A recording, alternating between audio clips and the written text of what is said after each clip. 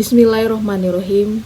Assalamualaikum warahmatullahi wabarakatuh. Alhamdulillahirabbil alamin. La haula wala quwata illa billahil aliyil azim. Allahumma sholli ala sayyidina Muhammad wa ala alihi wa ashabihi ajmain. Apa kabar anandaku semuanya? Mudah-mudahan dengan izin Allah, ananda semua dalam keadaan sehat walafiat. Amin ya rabbal alamin. Semoga puasa yang ananda jalankan hari ini diberkahi Allah subhanahu wa ta'ala. Amin ya rabbal alamin. Ananda sekalian, hari ini Miss mendapatkan satu kehormatan untuk sharing ilmu bersama ananda semuanya, yang dimana posisi kita sama-sama belajar. Pada kali ini Miss akan sharing tentang materi menghormati orang tua dan guru. Beberapa waktu yang lalu di akhir proyek ananda, kita memberikan satu bentuk kuesioner untuk ananda isi, dan Miss sedikit menyelipkan satu pertanyaan. Di akhir dari kuesioner itu, pertanyaannya kurang lebihnya seperti ini. Tuliskan satu pertanyaan yang membuat ananda penasaran tentang menghormati orang tua dan guru. Dari hasil kuesioner ananda, Miss mendapatkan pertanyaan-pertanyaan yang menurut Miss itu Masya Allah super sekali. Dan dari dasar pertanyaan itulah isi ceramah kita hari ini. Ada sekitar 3 poin pertanyaan yang akan Miss berikan dan kita sharing bersama di forum ini.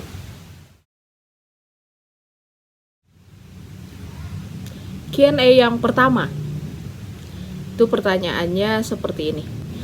Mengapa kita harus menghormati orang tua? Nah, pertanyaan ini diberikan oleh Ananda Kaila, Adinda, Riva, Rafif, Teana, Saskia, Arya, Bias, dan Amelia. Ini kurang lebih hampir sama pertanyaannya. Oke. Miss akan coba sharing ilmu dimulai dari sebuah cerita yang Miss dapatkan dari seorang ustadz terkenal di Indonesia. Ceritanya ini tentang surat lamaran. Menurut Miss, cerita ini bisa menjawab pertanyaan itu dan mungkin akan membuka mata hati kita yang tertutup. Mungkin seperti itu. Ya, simak ceritanya. Ceritanya seperti ini. Pada satu masa dibuka lamaran kerja. Pekerjaan ini sangat spesial. Semua keahlian dibutuhkan untuk pekerjaan ini. Siapapun yang bekerja harus bisa segala hal. Dia harus mempunyai kemampuan berhitung, dia harus bisa mengajar, dia harus paham ilmu medis, dia harus memiliki daya tahan tubuh yang kuat, harus bisa memasak. Pekerjaan ini juga membutuhkan kekuatan, karena pekerjaan ini membutuhkan waktu kerja 24 jam sehari. Bahkan dalam keadaan libur, pekerjaan ini harus tetap berjalan. Siapapun yang bekerja tidak boleh marah. Walaupun pekerjaan yang sudah dilakukan dalam keadaan sempurna harus diulang kembali karena klien tidak puas. Karena klien tiba-tiba datang dan mengacak-ngacak pekerjaannya. Tapi sang pekerja harus sabar, tidak boleh marah. Datanglah sang pelamar. Pelamar ini bertanya, "Ini pekerjaan apa? Berapa gajinya?" Karena semua harus dilakukan oleh sang pelamar atau sang pekerja. Tapi sang petugas menjawab, pekerjaan ini tidak punya gaji. Siapapun yang bekerja di bidang ini tidak akan mendapatkan upah sepeser pun. Apa yang harus dijawab oleh pelamar? Dia pun bingung. Pekerjaan macam apa ini? Sang petugas menjawab, lowongan ini adalah untuk menjadi seorang ibu. Sepenggal cerita mengenai ibu. Menurut Ananda yang sudah beri pertanyaan atau bertanya mengenai apakah kita harus menghormati orang tua kita, mungkin kali ini Miss hanya bercerita mengenai ibu. Tapi Ananda jangan lupa orang tua kita ada ibu dan ayah. Walaupun penekanan ibu lebih dari 1 kali, tapi tetap kita harus memprioritaskan keduanya. Nah, Ananda, dari cerita tadi, apakah seorang ibu layak mendapatkan hormat dan bakti kita? Apakah seorang ibu layak mendapatkan cinta dan sayang kita? Apakah seorang ibu juga layak mendapatkan kecupan sayang setiap pagi dari kita? Dan apakah seorang ibu layak mendapatkan penutup malam dengan rasa rindu, rasa sayang yang kita ungkapkan kepadanya? Mungkin dari cerita tadi kita bisa sama-sama berpikir, berintrospeksi diri. Kira-kira menurut Ananda yang mana yang harus dilakukan agar seorang ibu senantiasa bahagia dan menyampaikan rasa sayang, rasa kasih, rasa cintanya kepada kita, kepada Allah Subhanahu wa Ta'ala. Itu tadi jawaban mengapa kita perlu menghormati orang tua dan guru. Di sana memang tidak disebutkan guru, tapi guru itu adalah pengganti orang tua kita di sekolah. Memang porsinya tidak akan sama seperti orang tua, tapi ada beberapa hal. Nanti di session berikutnya misalkan jelaskan keterkaitan orang tua dengan guru tersebut. Ya, kita langsung lanjut ke Q&A yang kedua. Q&A yang kedua itu datang dari Ananda Nadir Robi Permana kelas 81. Pertanyaannya begini. Apakah ada dalil yang menjelaskan tentang menghormati orang tua dan guru? Oke. Miss akan coba sharing jawabannya, tapi dari jawaban Miss ini, Miss berharap Ananda juga harus mencari tahu makna yang lebih dalam dari apa yang Miss sampaikan ini, sehingga manfaatnya lebih terasa kepada Ananda. Oke.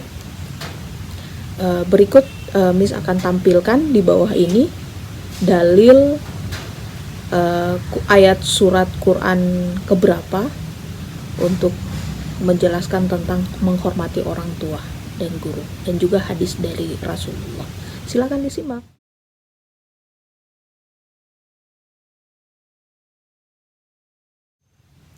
Masya Allah, Allah memberikan kita tempat yang paling dekat buat kita agar bisa mudah masuk ke surga. Dekat dengan kita, yaitu orang tua kita. Kita harus berbakti kepada orang tua kita. Terkadang ketika kita besar, kita nggak sadar. Kita hanya dari sikap kita bisa melukai orang tua. Bahkan ada rasa kecewa mungkin. Ketika kecewa muncul di hati Ananda lebih mengutamakan rasa kecewa itu ketimbang memperhatikan bagaimana perjuangan seorang ibu mengandung Ananda selama 9 bulan. Tapi dalam 9 detik Ananda bisa mengatakan sesuatu perkataan yang tajam menusuk hati orang tua. Janganlah seperti itu lagi. harapan kita nanti Ananda dari mendapat ceramah ini ada hal-hal yang Ananda perbaiki, baik itu hubungan dengan orang tua, hubungan dengan orang yang lebih tua dari kita perbaiki, terutama hubungan kita dengan Allah Subhanahu wa Ta'ala. Yang tadinya sholatnya tidak tepat waktu, kita usahakan tepat waktu. Kemudian dari hadis Ibnu Mas'ud tadi, yang diriwayatkan Ibnu Mas'ud tadi, mohon maaf saya koreksi. Yang ketiga adalah jihad di jalan Allah Subhanahu wa Ta'ala. Jihad di jalan Allah Subhanahu wa Ta'ala untuk Ananda bukan harus berperang, bukan, tapi beda porsinya. Untuk Ananda adalah belajar yang giat, yang salah satunya melibatkan guru. Guru merupakan fasilitator di sekolah yang membantu Ananda untuk memahami segala sesuatunya. Itu jihad Ananda. Makanya tadi Miss katakan, Miss akan menjelaskan di akhir. Ya di sini peran dari guru itu adalah fasilitator untuk Ananda dalam melaksanakan jihad. Hal yang wajar agar Ananda menghormati guru tersebut, selain mereka sebagai orang tua di sekolah, tapi mereka juga yang membantu Ananda untuk mencapai cita-cita Ananda. Seperti itu. Ya, mungkin dalil yang Miss bisa jelaskan seperti itu. Wallahu alam bisawab. Nanti mungkin Ananda bisa mendapatkan yang lain lagi, yang lebih dalam, karena kita sifatnya di sini sharing. Miss bukan orang yang banyak tahu, tapi Miss juga belajar sama seperti kalian. Oke. Q&A yang berikutnya, yang ketiga, ini pertanyaan berasal dari Ananda Mirja, Salma, Behrudin, Rosita, Adityo, Raditya, Aryo, Fairun Jannijar, Jaki, Mutia, dan Sekar. Pertanyaannya seperti ini: bagaimana caranya menghormati orang tua dan guru? Miss berharap pertanyaan ini nanti juga menjadi satu masukan buat Ananda ya. Bagaimana kita sudah mengaplikasikan cara kita menghormati orang tua dan guru di rumah ataupun di sekolah. Mudah-mudahan dengan apa yang disampaikan berikut ini Ananda cermati, pahami. Miss tidak akan membahas satu persatu karena durasinya lumayan lama. Jadi Miss akan munculkan di sini saja, dibaca dan dipahami. Ada sekitar 2 dalam bentuk. Pertama, adab bersikap kepada orang tua. Yang kedua adalah adab bersikap kepada guru. Masing-masing itu ada tatanannya. Mudah-mudahan itu bisa Ananda gunakan dan manfaatkan serta amalkan di dalam kehidupan sehari-hari. Oke, sudah menyimak tadi paparan apa yang harus Ananda lakukan untuk menghormati orang tua dan guru. Kita lanjut ke sesi berikutnya. Sesi berikutnya ini lebih kepada cerita dari kisah seseorang yang berada di zamannya Rasul, namanya Uwais Al-Qarni. Beliau itu seorang hamba Allah yang memiliki seorang ibu. Seperti apa ceritanya nanti akan diceritakan di berikut ini. Mudah-mudahan cerita dari Uwais Al-Qarni ini bisa membuat Ananda termotivasi. Boleh didengarkannya sambil tiduran boleh, tapi jangan sampai ketiduran ya, nanti manfaatnya nggak dapat ya. Simak cerita dari Uwais Al-Qarni di zaman Rasulullah. Silakan didengarkan. Cerita ini bermula di Yaman. Tinggallah seorang pemuda bernama Uwais Al-Qarni yang berpenyakit sofak. Tubuhnya belang-belang. Walaupun cacat, Ia adalah pemuda yang soleh dan sangat berbakti kepada ibunya. Ibunya adalah seorang wanita tua yang lumpuh. Uwais senantiasa merawat dan memenuhi semua permintaan ibunya. Hanya satu permintaan yang sulit ia kabulkan. Kata ibunya, "Anakku, mungkin ibu tak lama lagi akan bersama dengan kamu. Ikhtiarkan agar ibu dapat mengerjakan haji." Begitu pinta ibunya. Uwais tercenung.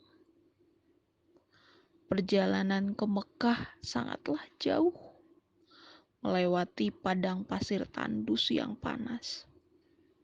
Orang-orang biasanya menggunakan unta dan membawa banyak sekali perbekalan. Namun, Uwais sangat miskin dan tak memiliki kendaraan. Uwais terus berpikir mencari jalan keluar. Kemudian, dibelilah seekor anak lembu. Kira-kira untuk apa anak lembu itu? Tidak mungkinkah pergi haji pakai anak lembu? Olalah, ternyata Uwais membuat kandang di puncak bukit. Setiap pagi beliau bolak-balik menggendong anak lembu itu, naik turun bukit. Bahkan orang-orang berkata, "Hai Uwais gila, Uwais gila." Itu yang disebutkan oleh orang-orang melihat apa yang dilakukan oleh Uwais. Tak pernah ada hari yang terlewatkan ia menggendong lembu naik turun bukit. Makin hari, anak lembu itu makin besar. Dan makin besar tenaga yang diperlukan Uwais. Tetapi karena tiap hari anak lembu yang membesar itu tak terasa lagi. Meskipun beratnya semakin bertambah. Setelah 8 bulan berlalu, sampailah musim haji. Lembu Uwais telah mencapai 100 kilogram. Begitu juga dengan otot Uwais yang semakin membesar. Ia menjadi kuat mengangkat barang. Taulah sekarang orang-orang yang tadinya berpikir Uwais gila, dan mereka paham apa yang dimaksud Uwais dengan menggendong lembu setiap hari. Ternyata ia latihan untuk menggendong ibunya. Uwais menggendong ibunya berjalan kaki dari Yaman ke Mekah. Subhanallah. Alangkah besar cinta Uwais pada ibunya. Ia rela menempuh perjalanan jauh dan sulit demi memenuhi keinginan ibunya. Uwais berjalan tegap menggendong ibunya tawaf di Ka'bah. Ibunya terharu dan bercucuran air mata telah melihat Baitullah di hadapan Ka'bah. Ibu dan anak itu berdoa, "Ya Allah, ampunilah semua dosa ibu," kata Uwais. "Bagaimana dengan dosamu?" tanya ibunya heran. Uwais menjawab, "Dengan terampunnya dosa ibu, maka ibu akan masuk surga. Cukuplah ridho dari ibu yang akan membawa aku ke surga. Subhanallah. Itulah keinginan Uwais yang tulus dan penuh cinta. Allah Subhanahu wa Ta'ala pun memberikan karunia-Nya. Uwais seketika itu juga disembuhkan dari penyakit sopaknya. Hanya tinggal bulatan putih di tengkuknya. Tahukah kalian apa hikmah dari bulatan yang disisakan di tengkuk itu? Itulah tanda untuk Umar bin Khattab dan Ali bin Abi Thalib, dua sahabat utama Rasulullah, untuk mengenali Uwais.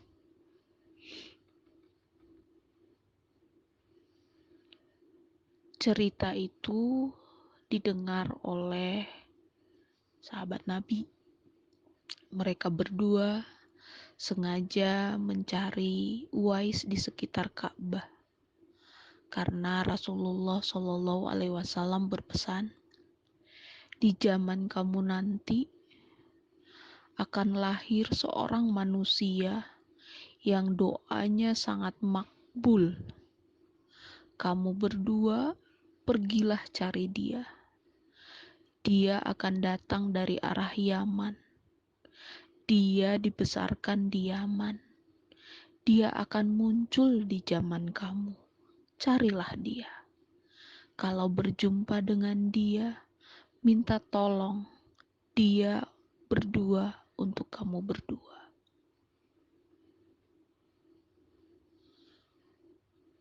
Sesungguhnya Allah mengharapkan atas kamu durhaka pada ibu dan menolak kewajiban dan meminta yang bukan haknya dan membunuh anak-anak hidup, dan Allah membencimu padamu yang banyak bicara dan banyak bertanya, demikian pula yang memboroskan harta. Hadis riwayat Bukhari dan Muslim. Ananda semua, tibalah saatnya di penghujung acara. Semoga apa yang kita sama-sama dapatkan di sini menjadi bermanfaat dan bisa diamalkan di sekolah maupun di rumah. Apa yang Miss sharing hari ini pasti jauh dari kesempurnaan. Makanya Ananda harus terus menggali bagaimana caranya kita menghormati orang tua dan guru selayaknya sebagaimana mestinya menurut Islam. Jangan menyerah untuk mencari tahu, karena sumber-sumber yang ada di sekitar Ananda itu banyak. Jangan lupa di akhir kegiatan ini subscribe YouTube channel kita SMP Plus dan buatlah satu resume singkat, mungkin 5 kalimat saja, di submit di @modo_ananda pada saat ini di share di linknya. Jangan lupa ucapkan hamdalah setelah selesai membuat resume tersebut. Miss mengucapkan mohon maaf apabila ada kesalahan. Wallahu alam bishawab, karena apa yang disampaikan pasti jauh dari kesempurnaan orang-orang yang ahli. Sekian dari Miss. Wassalamualaikum warahmatullahi wabarakatuh.